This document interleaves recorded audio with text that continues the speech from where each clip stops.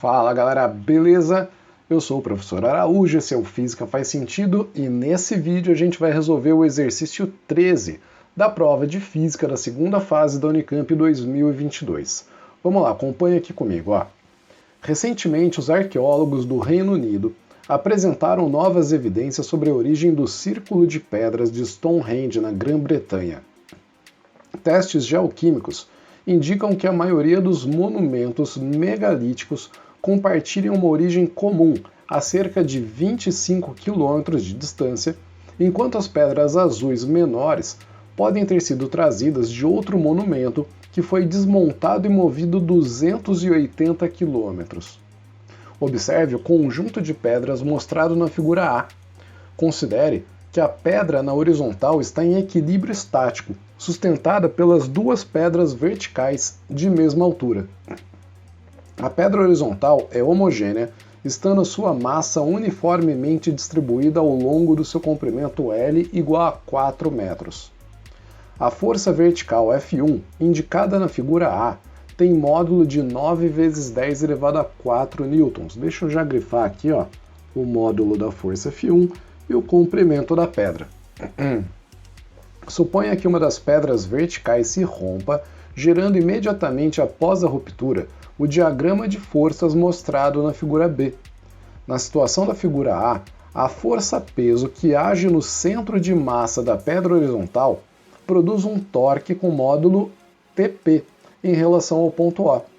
O módulo do torque TP é dado pelo produto do módulo da força, peso, P, vezes a distância D do centro de massa ao corpo O. Do centro de massa ao ponto O, desculpem. Calcule o módulo do torque resultante, TP, na situação da figura P. Na situação da figura B. A voz já está ruim, estou recuperando a Covid. Agora ainda dá uma vacilada, mas deu para entender, né? Então ele quer que a gente calcule o torque resultante exercido pelo peso dessa pedra, essa força P, quando uma das pedras verticais se rompe. E como que a gente faz isso? Reparem que ele disse para você como se calcula o torque. Está escrito aqui no enunciado, aonde? Ele fala aqui que o módulo do torque é dado pelo produto do módulo da força pela distância do centro da força até o centro de massa. E aí, a gente, olhando para a figura A, pode dizer por simetria, pela igualdade dos dois lados, que a força F1 e a força F2 têm que ser iguais. Ou seja, as duas têm uma intensidade de 9 vezes 10 elevado a 4 newtons, intensidade que ele deu para a gente. E o peso, ele tem que ser igual à soma dessas forças, porque já que está em equilíbrio, a soma das forças que empurram a pedra para cima tem que ser igual à soma das forças que empurram a pedra para baixo. Ou seja, o peso tem que ser igual a F1 mais F2, o que vai acabar dando 18 vezes 10 elevado a 4 newtons. E aí você pode falar, João, peraí, da onde saiu esse negócio da simetria aí? Por que a força F1 e a força F2 têm que ser iguais? Bom, vamos aproveitar que a gente está falando de momento e vamos calcular, né, mostrar por que essas duas forças são iguais. Porque a maioria das resoluções que você vai ver por aí vão falar apenas que as duas forças são iguais por simetria. Então vamos pensar o seguinte, para que essa pedra horizontal permaneça em equilíbrio, a gente tem que ter o torque, o momento resultante sobre ela igual a zero. Ou a soma de todos os torques sobre a pedra tem que ser igual a 0 Nm quando ela está em equilíbrio. Se a gente pegar como referência o centro de massa dela, esse ponto aqui, onde está aplicado o peso, que fica a meia distância entre os dois postes verticais, entre as duas pedras verticais, já que o peso está uniformemente distribuído, a massa está uniformemente distribuída pela pedra, a gente pode dizer que o torque exercido pela força F1 em relação ao centro de massa, mais o torque exercido pela força F2 em relação ao centro de massa é igual a zero. O peso não exerce nenhum torque em relação ao centro de massa porque o braço dessa força, nesse caso, é zero. O peso está aplicado sobre o centro de massa, então ele não produz uma tendência de rotação em relação a esse ponto. Agora, se a gente olhar para a força F1, a gente vai ver que ela tende, em relação ao centro de massa, tende a girar esse corpo no sentido horário. Eu vou adotar esse sentido como um sentido no qual o torque é positivo. Já a força F2 tende a rotacionar no sentido anti-horário. Eu vou adotar esse torque que tende a girar a pedra no sentido anti-horário como negativo. Eu tenho que fazer uma escolha aqui. Escolhi horário positivo, anti-horário negativo. Pode ser o contrário também. Então o torque da força F1 vai ser a força F1 multiplicado pela distância dessa força do ponto de aplicação até o centro de massa, ou seja, L sobre 2. Já o torque da força F2 vai ser menos, já que está tentando girar no sentido anti-horário, menos a força F2 vezes a distância até o centro de massa, L sobre 2. Isso é igual a zero. Eu já posso cortar aqui nos dois termos o L sobre 2. E aí a gente conclui que F1 menos F2 é igual a zero, ou seja, F1 é igual a F2, como eu já tinha dito aqui em cima, ó, por conta da simetria. Como as duas forças estão à mesma distância do centro de massa, elas precisavam mesmo ser iguais. Você não precisava provar isso na prova, você poderia escrever que por simetria as duas forças são iguais, mas quando a gente prova é mais bacana, né? É mais bonito. Então as duas valem 9 vezes 10 elevado a 4 newtons, e como eu já escrevi aqui em cima, o peso vale então 18 vezes 10 a 4, ou 1,8 vezes 10 a 5. Agora, o torque resultante, o momento resultante, na figura B, exercido pelo peso, vamos colocar aqui, ó. Opa, peguei a caneta errada, vamos pegar a caneta preta.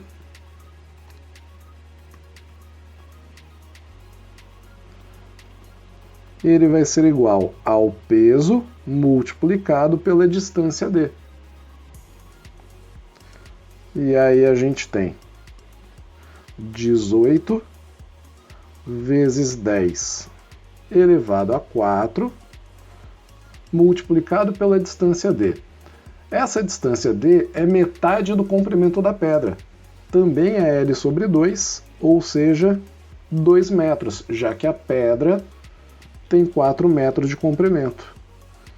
E aí você vai ficar, bom, escreve caneta, um torque resultante, TP, igual a 36 vezes 10 elevado à quarta, ou 3,6 vezes 10 elevado a 5 newton vezes metro. Beleza? Então tá aí, esse é o nosso item A. Agora, vamos ler o item B. Um mistério que permanece sobre o monumento de Stonehenge diz respeito ao modo como pedras tão pesadas teriam sido deslocadas, percorrendo grandes distâncias. Para ilustrar tal desafio, calcule o trabalho que deve ser realizado por uma força horizontal aplicada a uma pedra de massa 1,8 vezes 10 a 4 kg para arrastá-la com velocidade constante, deixa eu grifar esse negócio aqui, ó, com velocidade constante por uma distância d de 20 km, em contato com uma superfície horizontal de coeficiente de atrito cinético igual a 0,6. Sabendo que 1 kWh vale 3,6 vezes 10 a 6 joules, expresse a sua resposta em kWh. Vamos lá. Então, item B. Vamos fazer um desenho da pedra aqui. Imagina que isso aqui seja pedra. As forças que agem sobre a pedra, enquanto ela é arrastada, são o peso, a força normal, uma força F, que vai arrastar essa pedra, e o atrito, que é contra o arrastamento. Tá aqui, força de atrito. Ele disse para a gente que a velocidade da pedra deve ser constante. E quando você tem uma velocidade constante num movimento horizontal, isso significa que a força resultante é igual a zero. Força resultante igual a zero significa que a força F tem que ser igual à força de atrito, ou seja, o coeficiente de atrito multiplicado pela normal. De novo, como o movimento é horizontal, o peso e a normal devem se equilibrar. Então a normal é igual ao peso e essa força F é igual a μ vezes a massa vezes a gravidade. Substituindo os valores, o μ é 0,6, a massa dessa pedra qual que é? 1,8 vezes 10 a 4 quilogramas. 1,8 vezes 10 elevado a 4. E a gravidade vale 10. E aí, a gente faz as contas e chega em quanto? Vai dar 1,08, vai dar 10,8 vezes 10 a quarta, né, que é 6 vezes 1,8. 10,8 vezes 10 a quarta, ou 1,08 vezes 10 elevado a 5 newtons. Só que ele não pediu a força, ele pediu o trabalho realizado por ela num deslocamento de 20 km. Deslocamento que vai estar aqui, ó, no mesmo sentido da força. O trabalho de uma força constante é igual à força vezes o deslocamento vezes o cosseno de um ângulo θ, que é o ângulo formado entre a força e o deslocamento. E aí, usando os dados do exercício, a força vale 1,08 vezes 10 elevado a 5. O deslocamento é de 20 km, eu vou passar para metros, então vai ficar 20 vezes 10 elevado a 3 metros.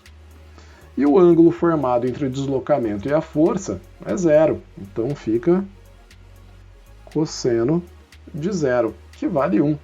Vou até dar uma cortadinha aqui, ó, 1. Legal. Agora, quanto que dá isso?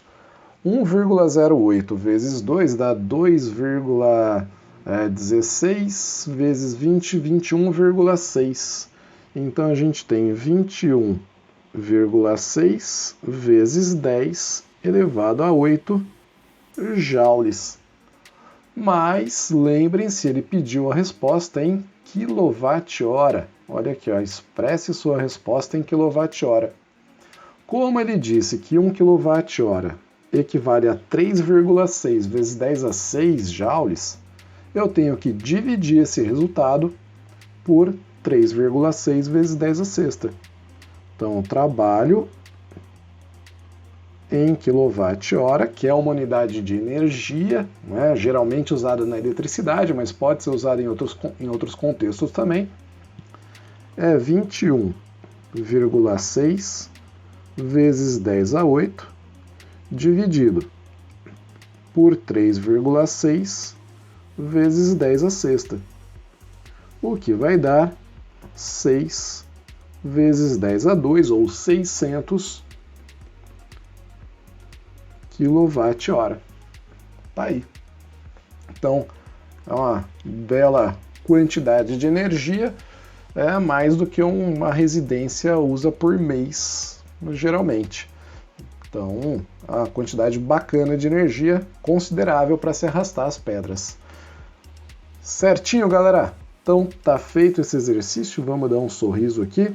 Senta o dedo no joinha, se inscreve no canal e vamos para os próximos exercícios.